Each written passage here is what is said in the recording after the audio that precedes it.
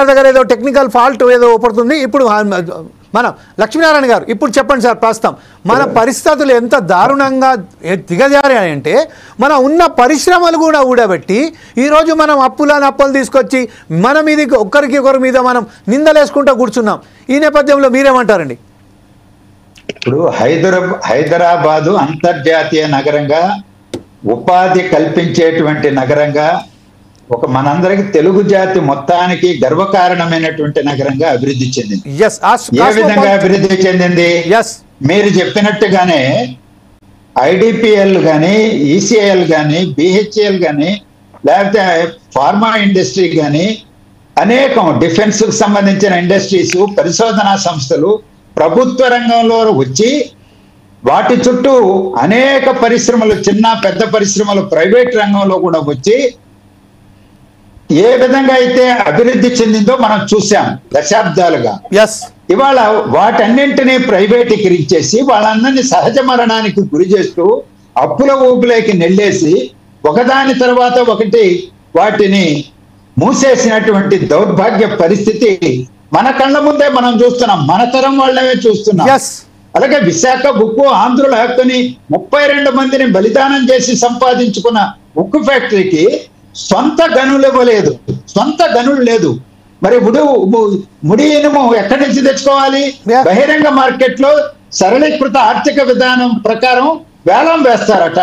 Corporate సంస్థలతో వేలంలో పోటీ పడి ఒక ప్రభుత్వ రంగ సంస్థ తెచ్చుకోవాలి. ఈరోజు సొంత గనులు లేకపోవడం వల్లనే అప్పుల ఊపిలో కూరుకుపోయింది. ఆ అప్పులు ఇవాళ ఎవరు చెల్లించాలి? ఈరోజు విశాఖ నగర అభివృద్ధికి వెన్నెముకగా నిలబడింది అక్కడున్న ప్రభుత్వ రంగంలోని పోర్టు, విశాఖ ఉక్కు కర్మాగారం. తెలుగు జాతికి మరో గర్వకారణమైనటువంటి నగరం అది. అక్కడ ఇప్పుడు విభజన జరిగిన తర్వాత ఆంధ్రప్రదేశ్ కు ఆర్థికంగా వెన్నెముక లాంటి నగరం. ఆ నగరంలో ముఖ్యమైనటువంటి విశాఖ ఉక్కు కర్మాగారాన్ని ఈరోజు చెబుతున్నారు 11,000 కోట్ల రూపాయలు పలిచేందుకు ఒక ప్యాకేజీ ఇస్తామని. ఆ ప్యాకేజీ కూడా అప్పు రూపంలో ఇస్తారు. అంటే ఎవరు చెల్లించాలి? కేంద్ర ప్రభుత్వం చెల్లించదు. విశాఖ ఉక్కు కర్మాగారమే దశలుగా కట్టుకోవాలి. కానీ దానికి సొంత గనులు ఇచ్చి సెయిల్లో మెర్జ్ చేసి దాన్ని పూర్తి స్థాయిలో దాని మనుగడ భవిష్యత్తును దృష్టిలో పెట్టుకుని కార్యక్రమాన్ని అమలు చేయడానికి ఎందుకు ఈ ప్రభుత్వం వెనకాడుతున్నది, ఆలోచించడం లేదు అనేది ప్రజల ప్రశ్న. ఇదే విషయంపై హనుమాన్ గారు వచ్చారా? చెప్పండి.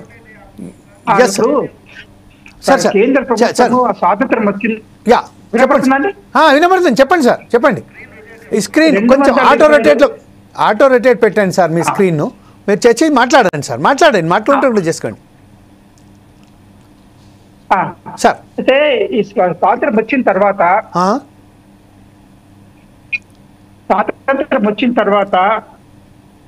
చెప్పండి సార్.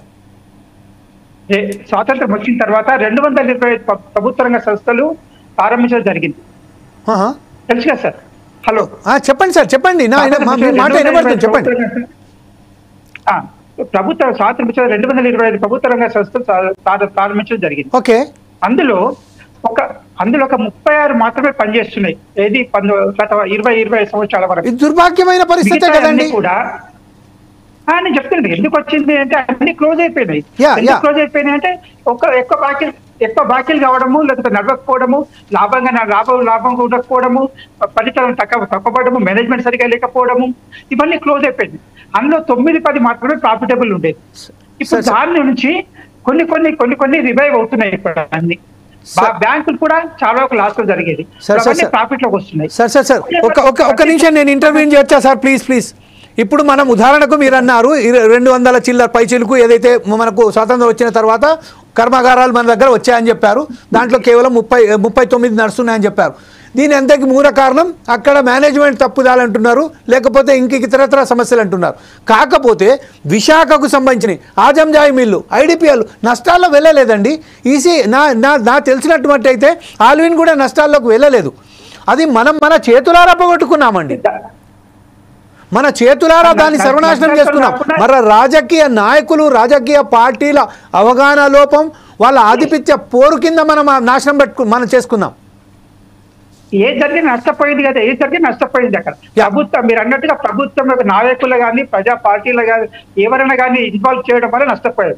అలాంటి ఇన్వాల్వ్మెంట్ అలాంటి నష్టం రాకూడదంటే దాన్ని వాళ్ళని దూరంగా ఉంచాలి అనే నిర్ణయం తీసుకొని ఆర్థిక సంస్కరణలు 1990లో పివి నరసింహ గారి సారథ్యం సంస్కరణల వల్ల ఇవన్నిటిని కూడా ఈ యొక్క సంస్థలన్నింటి కూడా ప్రైవేట్ చేయడం అంటే ప్రభుత్వం మేనేజ్మెంట్ తీసేయడం జరిగింది.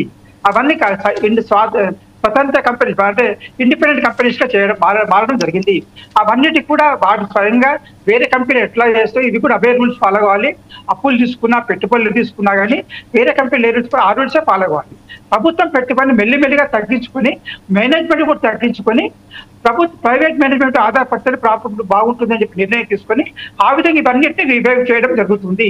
అదే ప్రాసెస్ నడుస్తున్నాయి. ఇప్పుడు విశాఖ కూడా ఇచ్చిన బిఎస్ఎన్ఎల్ పెట్టుబడి ఇచ్చినా మిగతా కంపెనీ దేన్ని కూడా పెట్టుబడి ఇచ్చినా కానీ రివైవింగ్ చేయడానికి ఆ సంస్థల నుంచి మళ్ళీ ఇప్పుడు మన రామగుండం ఫ్యాక్టరీకి డబ్బులు ఇచ్చడానికి కూడా ఇవన్నీ కూడా రివైవ్ చేయడం చేస్తున్న ప్రయత్నం ఇదంతా. కొన్ని రివైవ్ చేస్తున్నారు, కొన్ని ఏమో క్లోజ్ అయిపోయిన కంపెనీ కొన్ని కాని వాటికి ఉంటాయి కాబట్టి అవన్నిటి కూడా రివైవ్ చేయడం జరుగుతుంది. ఇది 90 ముందు 90 తర్వాత పరిస్థితి వేరు. 90 తర్వాత అన్ని కూడా సపరేట్ కంపెనీస్ అని సపరేట్ ఆర్గనైజేషన్ అయిపోయింది. ప్రభుత్వం యొక్క ఇన్వాల్వ్మెంట్ లేదు, వాటిలో చాలా తగ్గిపోయింది. రైట్ సార్, ఇదే విషయంపై ఇంకొకసారి లక్ష్మీనారాయణ గారి దగ్గరికి వెళ్దాం.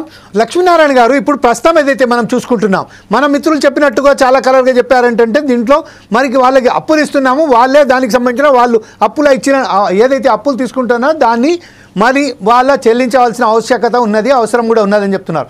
ఇదే నేపథ్యంలో మనం ప్రస్తుతం అయితే చూసినట్టయితే మనకు సంబంధించిన ఎవరైతే మనం పారిశ్రామికవేత్తలు ఎవరైతే చూస్తున్నామో కోట్ల రూపాయలు, లక్షల కోట్ల రూపాయలు, కోట్ల అంటే మనకు సున్నాలు కూడా ఎన్నో తెలవదు. అటువంటి సమయంలో లక్షల కోట్ల రూపాయలు ఎగ్గొట్టి వాళ్ళు దేశం విడిచిపెట్టిపోయారు. వారికి సంబంధించి తీసుకొచ్చి మన అప్పుల భారాన్ని మొత్తం తగ్గించేసి రాష్ట్రాన్ని ఒక స్వతంత్ర దేశంగా అంటే ఇండిపెండెంట్గా మనం తీసుకురావచ్చు కదా. ఈ అప్పుల బాధ తగ్గించడానికి మనం ప్రయత్నం చేయొచ్చు కదా. దీని వైఫల్యాలు ఎందుకు అవుతున్నాయి అనుకుంటున్నారండి మీరు? ఈ జాతీయ బ్యాంకుల నుంచి రైతులకు రుణాలు ఇచ్చినా, చిన్న వ్యాపారస్తులకు రుణాలు ఇచ్చినా వాళ్ళను కొట్టి వసూలు చేస్తున్నారు. వాళ్ళు చెల్లించకపోతే జప్తు చేస్తున్నారు వాళ్ళ ఆస్తులన్నింటినీ కూడా. ఆత్మహత్యలకు కారణం అది కూడా కారణం. కానీ మీరు ప్రస్తావించినట్టు విజయ్ మాల్యా, నీరవ్ మోడీ ఒకరా ఇద్దరా ముగ్గురా జాతీయ బ్యాంకుల నుంచి వేలకు వేలు కోట్ల రూపాయలు, 10,000 కోట్ల రూపాయలు అప్పులు తీసుకొని ఎగ్గొట్టి విదేశాలకు పారిపోతే ఇదిగో తీసుకొస్తాం, ఇదిగో శిక్షిస్తాం, అదిగో శిక్షిస్తాం అన్నారు. ఒక్కరినైనా శిక్షించారా? జైల్లో పెట్టారండి? జాతీయ బ్యాంకులు నష్టపోవడానికి కారకులైనటువంటి వాళ్ళని క్షమిస్తే జాతి క్షమిస్తుందా? అంతటి ఆర్థిక నేరానికి పాల్పడినటువంటి వాళ్ళు ఒకవైపున కనిపిస్తున్నారు. రెండవ వైపున పరిశ్రమల్లో పనిచేస్తున్న కార్మికులు కష్టపడుతున్నారు, శ్రమ పొడుస్తున్నారు, వాళ్ళ ఉద్యోగాలు ఊడబీకుతున్నాం అంటారు. కానీ అవినీతిగా పాల్పడే వాళ్ళు ఎవరు? అవినీతిగా ప్రధానమైన కారణం ప్రభుత్వ రంగంలో పీడిస్తున్నది జలగల్లాగా. వాళ్ళను అక్కడ డైరెక్టర్లుగా ఎవరిని నియమిస్తున్నారు? పాలక పార్టీ వాళ్ళని నియమించుకుంటున్నారు. అధికారుల్ని డైరెక్టర్లుగా, మేనేజింగ్ డైరెక్టర్లుగా ఎవరు నియమిస్తున్నారు? కేంద్ర ప్రభుత్వమే. మరి వాళ్ళ అవినీతిని అడ్డుకట్ట వేయాల్సినటువంటి బాధ్యత ఎవరిది? ఈరోజు కేంద్ర ప్రభుత్వం లోకాయుక్త తీసుకొస్తామన్నారు, అవినీతి వ్యతిరేక దాన్ని ప్రక్షాళన చేయడానికి. తీసుకొచ్చారా? ఎవరినైనా ఒకరినైనా శిక్షించారా? జైలుకు పంపించారా? అవినీతిని అరికట్టలేరు, మాటలు మాత్రం చెబుతారు. అప్పుల ఊబిలో కూరుకుపోయింది కాబట్టి, వైట్ ఎలిఫెంట్స్ గా మారాయి కాబట్టి వాటిని మూసేస్తామంటారు ప్రభుత్వ రంగ సంస్థల్ని. అందులో ఉపాధి పొందుతున్నటువంటి వాళ్ళు ఎవరు? ఎస్సీలు, బీసీలు. రాజ్యాంగబద్ధంగా రిజర్వేషన్లు అక్కడే అమల్లో ఉన్నాయి. ఆ రిజర్వేషన్లకు ఎసరు పెట్టడానికి ప్రభుత్వ రంగాన్ని కూల్చివేసేటువంటి ఒక దుర్మార్గమైనటువంటి రాజకీయ క్రీడ ఇవాళ మోడీ ప్రభుత్వం అమలు చేస్తా ఉంది. రైట్ సార్, ఇదే విషయంపై మరొకసారి మనం హనుమాన్ గారి దగ్గరికి వెళ్దాం. హనుమాన్ గారు, మీరు ఇప్పుడు చెప్పండి, ప్రస్తుతం ఏదైతే